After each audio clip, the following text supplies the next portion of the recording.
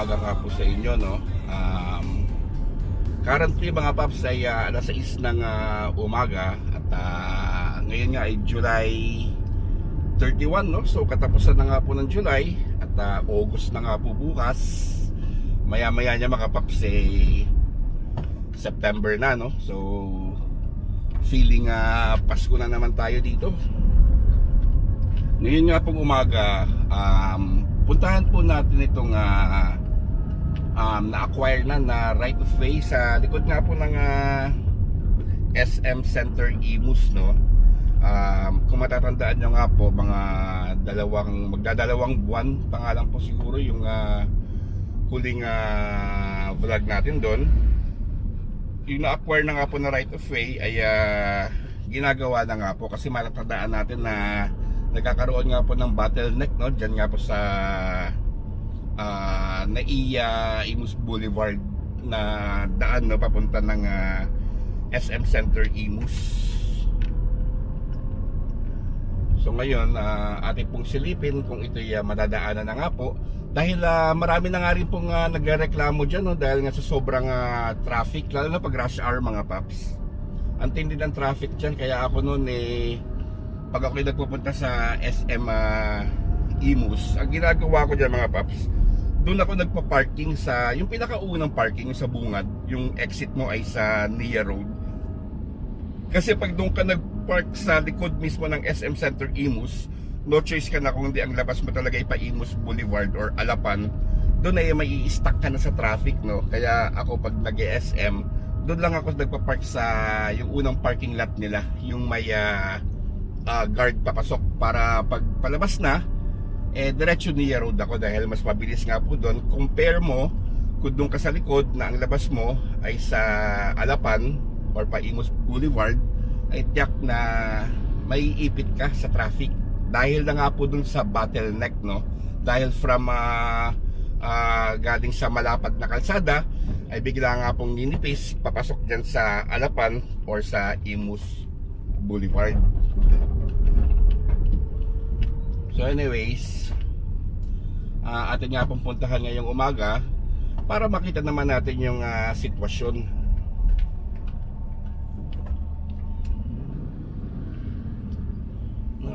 Ang aga ng mga bata, no? Pasukan na mga paps.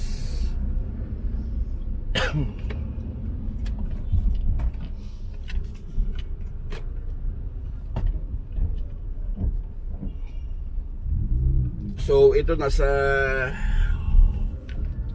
Bukandala na nga po tayo, kanto, no? Nia Road. At dito nga rin po sa Nia Road, yung kahabaan nito ay malaki-laki na nga rin po yung development about dito sa road expansion. Gagawa po tayo ng separate video natin about this project mga paps, para makita nyo nga po yung pagbabago na, no? Meron kasi mga parts na malapad na, no? Yung iba naman ay nilalaparan na. Yung dyan sa may ACM Homes, doon meron dong ginagawang groundworks.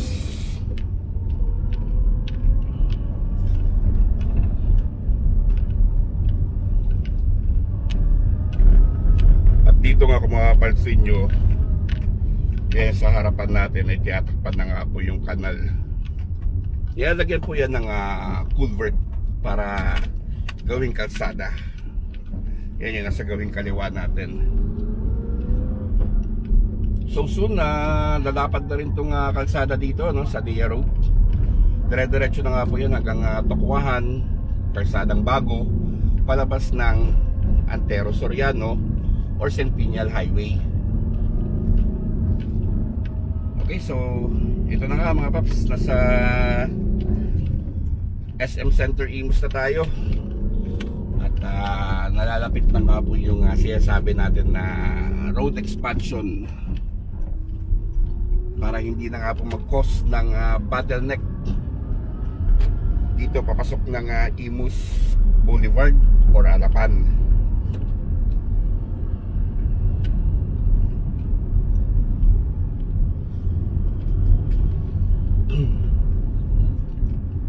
Yan, kung halimbawang rush hour dito, simula pa lang dito or sa likod pa natin nga yung buntot ng traffic, no? Dahil nga nahihirapan dyan, no, pagtawid ng Imus Boulevard dahil nga sa hindi na pantay na alignment, no?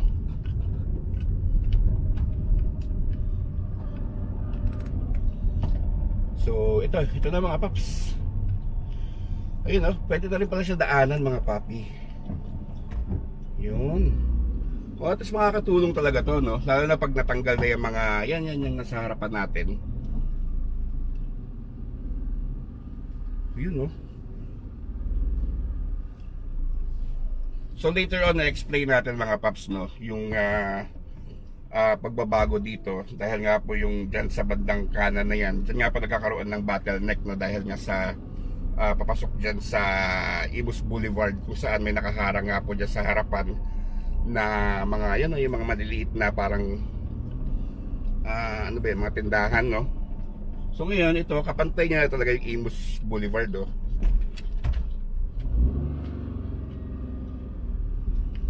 Yun, so pwede na nga siya madaanan mga paps.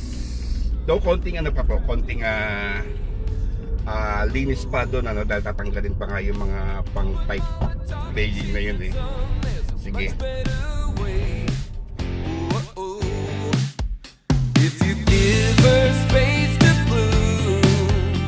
So ito na nga mga paps, no? Pansin nyo naman po na medyo okay na at mababawasan na nga po yung pagkakaroon dito ng bottleneck effect dahil nga po sa bukas na nga po at pwede nang gamitin yung bagong kalsada na yan patawid ng Alapan to Imus Boulevard. Though isang opinion ko nga lang po mga paps, kung makikita nyo nga po yung linya na patay dyan, no? Or tawagin na lang natin na patay na linya dahil may harang pa nga po sa harapan. Ang nangyayari nga po dito kadalasan kaya nagka-traffic is that may gumagamit pa nga rin po ng lane na yan, ano? At pagdating nga po dito sa mismong kung nasan yung camera natin is nagkakaroon nga po ng singitan, no? So yung mga nasa right side na wala namang dadaanan dahil sarado nga po yung kalsada is papasok po yan ng kaliwa which causes the traffic, no? Yan din po yung napansin ko sa road, no? Sa may Medisyon papasok ng Karasadang Bago is that may ganitong situation din. Dun sa may gas station, meron nga po dong lane na hindi pa tapos dahil nga po sa right of way. So, 4 lanes po yun mga paps. Yung 2 lanes dun sa bandang kanan is that wala rin pong lulusutan dahil nga po may nakaharang pa. So, ang nangyayari is that papasok na naman sila sa kaliwa which causes yung bottleneck at nagkakaroon nga po ng buntot itong traffic. So, siguro para sa akin, mas maganda, papasok pa lang dito sa lugar na ito, is magkaroon ng plastic barriers, no, sa gilid. Nang sa ganun, hindi na nga po magamit yung linyang, hindi na nga po, or yung patay na linya, no, yung wala naman pong lusot, para nga po maiwasan yung pagkukos ng traffic. Isa nga lang po yan sa mga opinion ko at napapansin ko na siguro nga ay mas maigi na maglagay muna ng plastic barrier. Nang sa ganun ay alam niyo yun, dire-diretso lang yung flow ng traffic dahil 2 lane nga lang po yung gumagana instead of 4 lanes na alam naman po natin na yung 2 lanes sa kanan is hindi naman po or wala naman po pang lulusutan.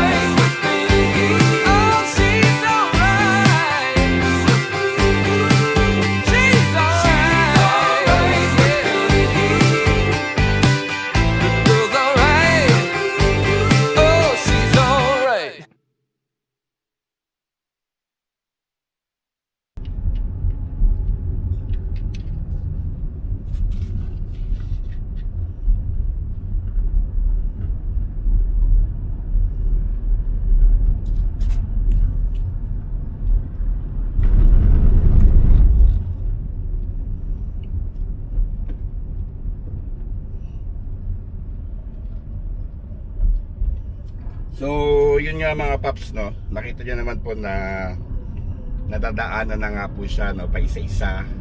Dahil hindi pa nga po tapos yung kabuuan ng kalsada. Pero tulad nga po ng sabi ko, ang mahalaga dyan is maiibsan na nga po yung bottleneck effect dyan. Dahil na nga rin po sa kitid ng palabas ng Alapan at papasok ng Imus Boulevard. So antabayanan natin mga paps para may mga right of way issue pa dyan na I think hindi lang po ako sure na aayusin pa. Sana para mas maganda yung maging alignment niya papasok ng or patawid ng Alapan. So anyways, atin pong susubaybayan yan especially pag nag-open na nga po siya ng buo.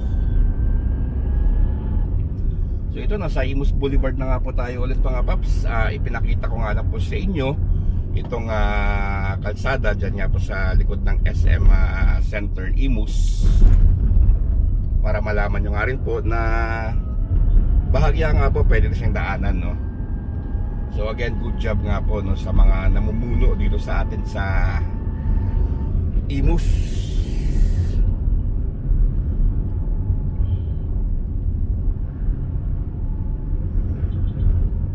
So hanggang sa mga susunod na update natin mga paps, tulad nga po nung sinabi ko kanina, yung kahabaan nga po ng NIA Road, yung road expansion dyan, ipapakita ko nga rin po sa inyo yan sa mga susunod na uploads natin.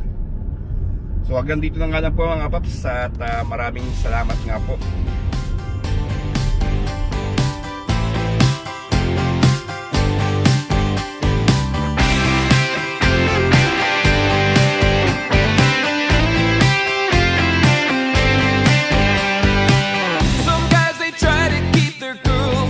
Trapped in a cage, oh no.